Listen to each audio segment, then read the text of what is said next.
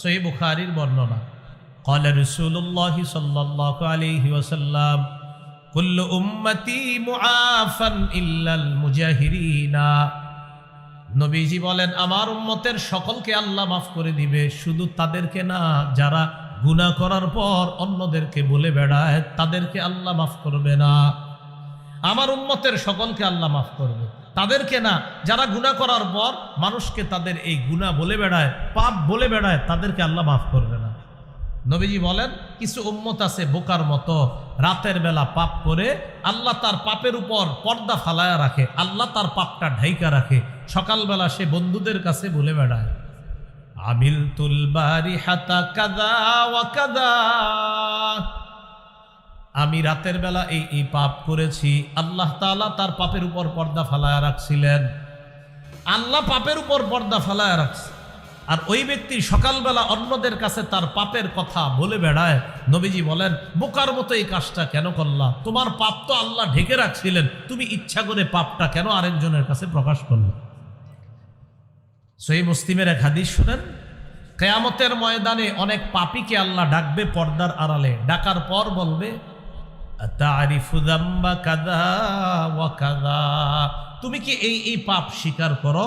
তিনবার স্বীকৃতি নেওয়ার পর আল্লাহ তাআলা বলবেন তোমার কিছু কিছু ভালো কাজ আছে, আমি আল্লাহ এই ভালো কাজে খুশি হয়ে পর্দার আড়ালে তোমার পাপগুলা ঢেকে রাখলাম, তোমাকে মাফ করে দিলাম, ডান হাতে আমলনামা দিয়ে দিলাম, পর্দার বাহিরে গিয়ে কাউকে বলা দরকার নেই।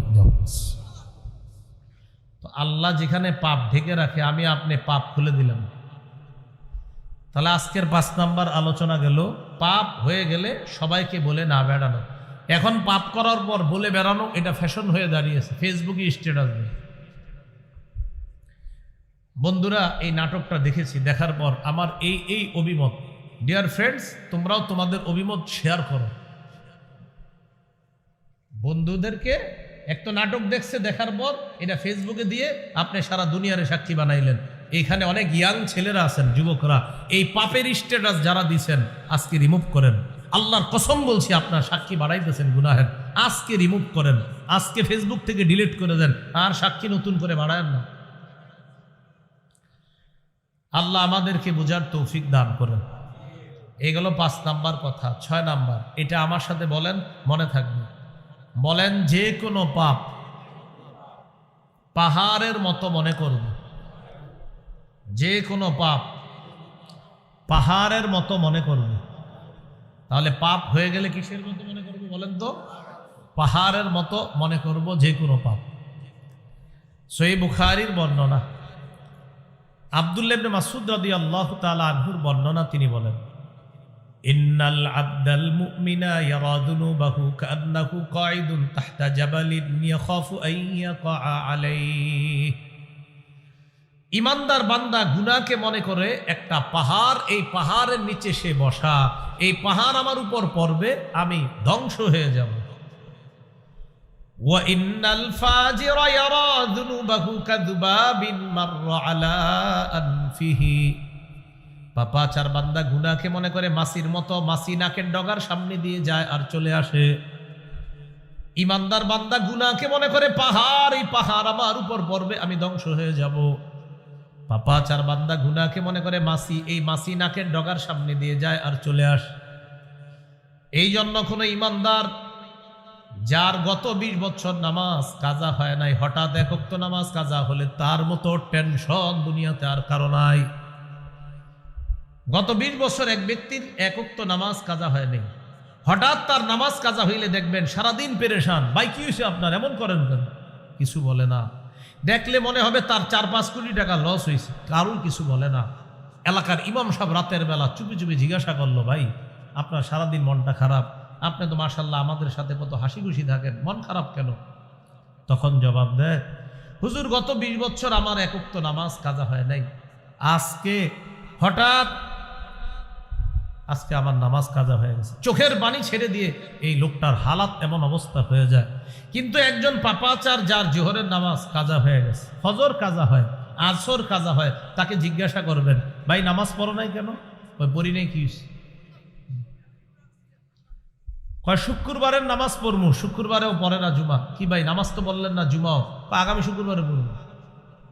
পাপাচারের কাছে এক ওয়াক্ত নামাজ পড়া না পড়া কোনো ব্যাপার না, ইমানদারের কাছে এক ওয়াক্ত নামাজ কোনো কারণে কাজা হয়ে যাওয়া মানে এই পুরা দুনিয়াটাও যদি তার ছুটে যাইতো সে এত কষ্ট পাইতো না, কিন্তু এক ওয়াক্ত নামাজ ইমানদারের ছুটে গেলে সে এর চাইতে বেশি কষ্ট পায়, কারণ ইমানদারের কাছে এক ওয়াক্ত নামাজের মূল্য গোটা দুনিয়ার চেয়ে আরো বেশি। কিন্তু আপনি কোনো পাপাচার নামাজ পড়ে না, ওরে ডেলি দাওয়াত দেন, ও কি বলে আপনারা খালি কালকে পরে বলে কি শুক্রবারে, শুক্রবারেও পড়ে না। কেউ ভাই বললা না আগামী জুমা, মানে ব্যাপার না। এই মিয়া তুমি বারবার নামাজ পড়বা, বলো বড় রাখা, তো পড়ি নাই। কয় যে বারবার বলো, বলছি তো কি হয়েছে, মানে ওনার কাছে নামাজ পড়া না পড়া মাসির মতো, কি হয়েছে আমি পড়ছি পড়ি নাই। একজন ইমানদারের কাছে এক ওয়াক্ত নামাজ কাজা হয়ে যাওয়া এটা মনে হবে পাহাড়, এই পাহাড় আমারে ধ্বংস করে দেবে। তাহলে 6 নাম্বার কথা, গুনাহকে মনে করা পাহাড়ের মতো, এটা ইমানদারের কাজ। আর পাপাচারের কাজ, গুনাহকে সে মনে করে মাসির মতো, এটা কোনো ব্যাপার না। আজকে থেকে আমরা যে কোনো পাপকে মনে করব পাহাড়ের মতো। আল্লাহ আমাদেরকে এই মানসিকতা লালন করার তৌফিক দান করেন। 7 নাম্বার কথা, হাসান বসরি রহমতুল্লাহি আলাইহি বলেন, মা আবাদাল আবিদুনা বিশাইইন আফযালা মিন তারকি মা নাহাকুমুল্লাহু আন। হাসান বসরি রহমতুল্লাহি আলাইহি বলেন, এই পৃথিবীর মধ্যে কোন আল্লাহর ওলিকে যদি তোমরা দেখো, একজন আল্লাহর ওলির জীবনের সবচাইতে বড় ইবাদত কোনটা, তোমাদের মনে হবে তাহাজ্জুদ নামাজ, তোমাদের মনে হবে নফল নামাজ। হাসান বসরি বলেন, একজন আল্লাহর ওলির জীবনের সবচাইতে শ্রেষ্ঠ ইবাদত হলো গুনাহ না করা, হারাম কাজ না করা। আল্লাহর ওলির জীবনের সবচাইতে বড় ইবাদত, আল্লাহর ওলির জীবনের সবচেয়ে বড় ইবাদত গুনাহ না করা। হুজুর হাফিজ হুজুরের বড় ইবাদত কি? গুনাহ না করা। বড় পীর আব্দুল কাদের জিলানী, উনি এত বড় পীর, উনি তাহাজ্জুদ নফল বেশি পড়তো। হ্যাঁ পড়তো, তাহলে এর চেয়ে বড় আর কোন ইবাদত আছে কি? গুনাহ না করা। তাহলে বলেন তো, আল্লাহর ওলিদের জীবনের শ্রেষ্ঠ ইবাদত কি? গুনাহ না করা। আল্লাহর ওলিদের জীবনের শ্রেষ্ঠ ইবাদত হলো গুনাহ না করা। আখিরাতের ফিকির কিভাবে তৈরি করবেন, একটু আমার দিকে সবাই তাকান, দেখেন আখিরাতের ফিকির কিছুক্ষণের জন্য তৈরি করি। আমার ঘড়িতে এই মুহূর্তে 11:04 বাজে। এমনও হতে পারে আগামীকাল 11:04 আমি দুনিয়াতে থাকবো না। আচ্ছা, আমি যদি আগামীকাল 11:04 দুনিয়াতে না থাকি, কোথায় থাকবো? কবরে। আমার আত্মীয় স্বজন আমারে কবরে রেখে আসবে। হ্যাঁ, তারা সত্যি রেখে আসবে। তারপর কি হবে? কি হবে? আমারে প্রশ্ন করবে 3টা, উত্তর দিতে পারলে কি হবে? কবর জান্নাতের টুকরা হবে, না পারলে জাহান্নামের অংশ হবে। সত্যি? হ্যাঁ। তাহলে আগামীকাল 11:04 আমি 11:04 যদি আমি কবরে থাকি, আমার সাথে কি যাবে? কি যাবে? নবী বলেন, যদি আমল ভালো করে থাকো আমল যাবে। তো আমি সারা জীবন যে সম্পদ কামাই করলাম সেটা নবী বলেন ওয়ারিশরা পাবে। সাহাবীদেরকে প্রশ্ন করলেন, তোমাদের কাছে সম্পদ দাম কোনটা, ওয়ারিশের সম্পদ না তোমার সম্পদ? সাহাবীরা বললেন, হুজুর আমাদের সম্পদ আমাদের কাছে দামি ওয়ারিশের সম্পদের চাইতে, কারণ আমাদের সম্পদ ওয়ারিশরা পাবে মরার পর, এই জন্য আমাদেরটা আমাদের কাছে বেশি দামি। নবীজি বললেন, ঠিক তো? কয় হ্যাঁ। এবার আমার দিকে তাকান, এটা হলো আমার সম্পদ, এটা ওয়ারিশের সম্পদ, কখন পাবে আর কি পরে মনে করেন। তো নবীজি বলেন, একটা হলো আমল আর একটা হলো মাল। তোমার আমলটা হলো তোমার সম্পদ, তোমার মাল হলো ওয়ারিশের সম্পদ। নবী বলেন, তোমার আমল হলো তোমার সম্পদ, তোমার মাল হলো ওয়ারিশের সম্পদ। বলেন তো ভাই, আমল কার সম্পদ? আমার। বলেন, আমল কার আর মাল কার? ওয়ারিশ।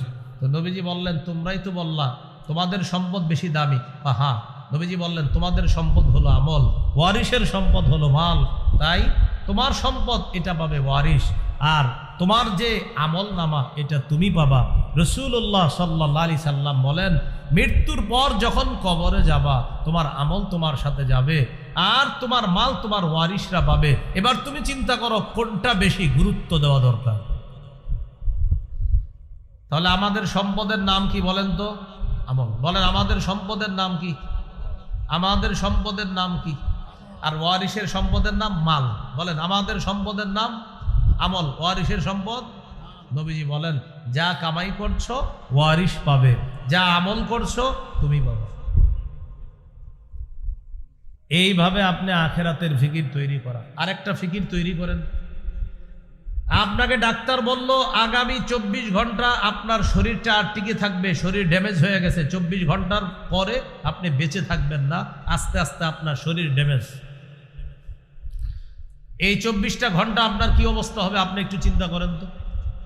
বাসায় আসলেন, আসার পর আপনার আব্বা আপনাকে বকাঝকা শুরু করলো, আপনি আপনার আব্বার দিকে হাসি মুখে তাকায় থাকবেন, কেন?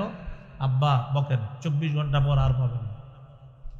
বন্ধুরা আপনারা যদি সবাই মিলো বকাবচকা করে, তো তুই ভালো নাই না সেই না, অন্যদিন রাগ হয়ে গেল, আজকে রাগ হন না কেন? কারণ আপনার মাথায় টেনশন হলো, তোরা আর কতক্ষণ আমার এইগুলা বলবি বল। আপনার ভাই বোন, আপনার আত্মীয় স্বজন সবাই আপনারা আজকে জ্বালায়, কিচ্ছু বলেন না, কারণ আপনি তাদেরকে বলেন নাই যে 24 ঘন্টার মধ্যে আমার শরীরটা আস্তে আস্তে ড্যামেজ হয়ে যাবে, আমি দুনিয়া থেকে বিদায় নিব। ঘটনা চক্রে ওই 24 ঘন্টার নামাজও এসে গেছে।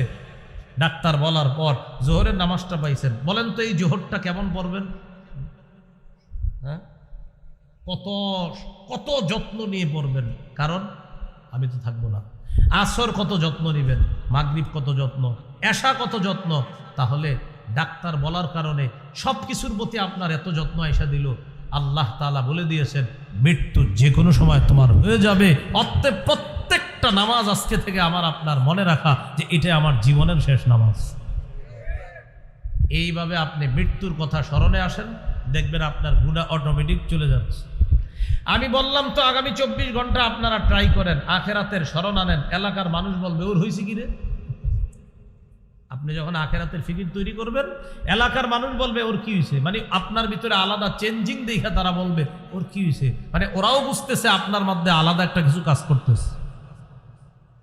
সূরা তাহরিমের 8 নম্বর আয়াতে আল্লাহ বলেন, ইয়া আইয়ুহাল্লাযীনা আমানু তুবু ইলাল্লাহি তাওবাতান নাসুহা আসা রাব্বুকুম আন ইউকাফিরা আনকুম সাইয়্যাতিকুম।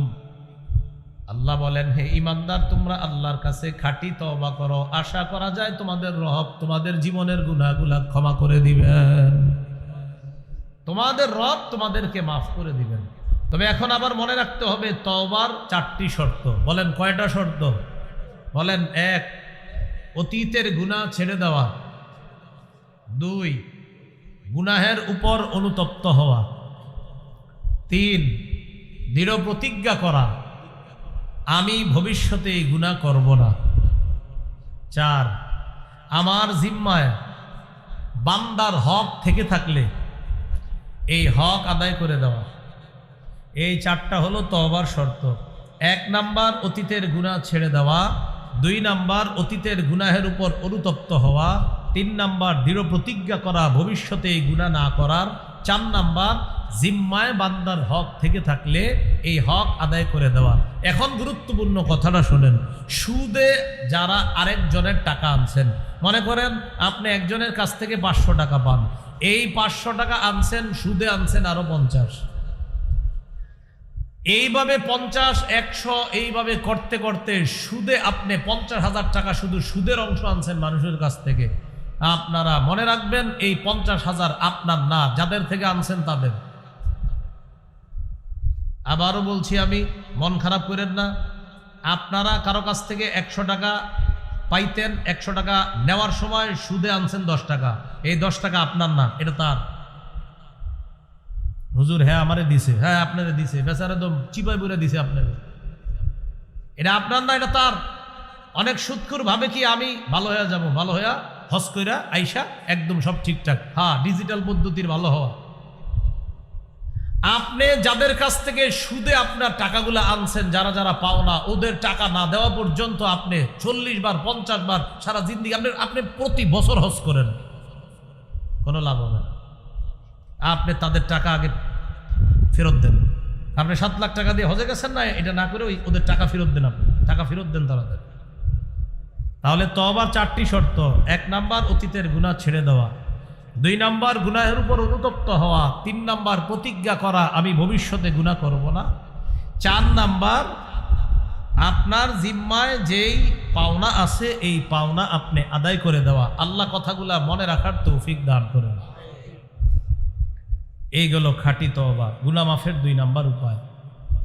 গুনাহ মাফের 3 নাম্বার উপায় ইস্তেগফার বেশি বেশি পড়া। পড়েন আস্তাগফিরুল্লাহ আস্তাগফিরুল্লাহ আস্তাগফিরুল্লাহ। আমরা যারা এখন 3 বার আস্তাগফিরুল্লাহ বললাম, বিশ্বাস করেন এই 3 বারই আমাদের কিছু কিছু গুনাহ ঝরে গেছে। সূরা আলী ইমরানের 135 নম্বর আয়াতে আল্লাহ বলেন, والذين إذا فعلوا فاحشة أو ظلموا أنفسهم ذكروا الله فاستغفروا لذنوبهم ومن يغفر الذنوب إلا الله ولم يصروا على ما فعلوا وهم يعلمون। যাদের গুনাহ হয়ে যায় সাথে সাথে আল্লাহকে স্মরণ করে, সাথে সাথে ক্ষমা প্রার্থনা করে, আল্লাহ বড় পাপ করে ফেলছি, আল্লাহ তুমি মাফ করে দাও। 4 নাম্বার, জেনে বুঝে ভবিষ্যতে এই গুনাহ আর করে না। আবার বলছে, 1 নাম্বার গুনাহ হয়ে গেছে, 2 নাম্বার আল্লাহকে স্মরণ করছে, 3 নাম্বার আল্লাহর কাছে ক্ষমা চায়, 4 নাম্বার জেনে বুঝে ভবিষ্যতে আর এই গুনাহ করে না। আল্লাহ বলেন, তোমাকে আমি আল্লাহ মাফ করব না তো করবে কে? আমি আল্লাহ মাফ করি। এক হাদিসের মধ্যে আসছে, কোন বান্দা গুনাহ করার পর যখন আল্লাহকে বলে আল্লাহ আমাকে মাফ করেন, তখন আল্লাহ ফেরেশতাদেরকে বলে, ও ফেরেশতারা, ও পাপ করছে করার পর আলিমা আন্না লাহু রব্বা, ও এটা জানে ওর একজন রব আছে, ইয়াগফিরুয যামবা, যে রব তাকে মাফ করে দেয়। এই জন্য আমি আল্লাহর কাছে ক্ষমা চাইছে, কারণ ওর বিশ্বাস আমি আল্লাহ ওকে মাফ করে দিব। ফেরেশতারা সাক্ষী থাকো, আমি ওকে মাফ করে দিলাম। তাহলে গুনাহ মাফের 3 নাম্বার উপায় ইস্তেগফার পড়া। কি পড়া? ইস্তেগফার। আল্লাহ আমল করার তৌফিক দান করেন। ইস্তেগফার সারাক্ষণ পড়েন। অজু থাকলেও পড়তে পারবেন, না থাকলেও পড়তে পারবেন। বাসে, ট্রেনে, লঞ্চে, বিমানে, হেলিকপ্টারে, যেখানে থাকেন ইস্তেগফার পড়েন। যাদের টাকা পয়সার অভাব ইস্তেগফার পড়েন। যাদের বৃষ্টি প্রয়োজন ইস্তেগফার পড়েন। যাদের ক্ষেত খাবার প্রয়োজন ইস্তেগফার পড়েন। যাদের খেতে পানির প্রয়োজন ইস্তেগফার পড়েন। আল্লাহ তাআলা সবগুলো বলছে, শুধু ইস্তেগফারের কারণে এই জাতীয় পুরস্কার আল্লাহ দান করবেন। দম্পতির সন্তান হয় না, ইয়াকিনের সাথে ইস্তেগফারের আমল করতে বলেন, আল্লাহ সন্তান দান করবেন। গুনাহ মাফের 4 নাম্বার উপায়, এটা আমার সাথে একটু বলেন, মনে থাকবে। বলেন, ক্ষমা পাওয়ার আশায় বারবার আল্লাহর কাছে ক্ষমা চাওয়া। এইটা কিভাবে করবেন এই আমি বলে দিচ্ছি। দেখেন, মাগরিব পড়ছেন বা এশা পড়ছেন, আশেপাশে তাকায় দেখেন মসজিদে কেউ নাই, সবাই বের হয়ে গেছে, ইমাম সাহেব, মুয়াজ্জিন সবাই বের হয়ে গেছে, আপনি একা আছেন, আর কেউ নাই। মসজিদে আপনি বৈশা আল্লাহকে বলতেছেন, আল্লাহ আমি আর আপনি ছাড়া কেউ নাই, আল্লাহ মাফ করে দেন, আল্লাহ মাফ করে দেন, আল্লাহ মাফ করে দেন, আল্লাহ মাফ করে দেন, আল্লাহ আপনি ছাড়া আমাকে মাফ করার কেউ নাই। এইভাবে আপনি বারবার আল্লাহকে বলতেছেন। আল্লাহ তাআলা বলেন, তোমার গুনাহ যদি দুনিয়ার বালু পরিমাণ হয়, আমি বালু পরিমাণ ক্ষমা দিয়ে তোমাকে ক্ষমা করে দিব। তিরমিজির হাদিস, 3540 নম্বর হাদিস। ইয়া ইবনা আদম ইন্নাকা মা দাউতানি ওয়া রাজাউতানি গফারতু লাকা আলা মা কানা মিনকা ওয়ালা উবালি। হে আদম সন্তান, তুমি যদি আমাকে ক্ষমা পাওয়ার আশায় বারবার ডাকো, আমি আল্লাহ বারবার তোমার ডাকে সাড়া দিব, তোমার জিন্দেগীর গুনাহগুলো মাফ করে দেব।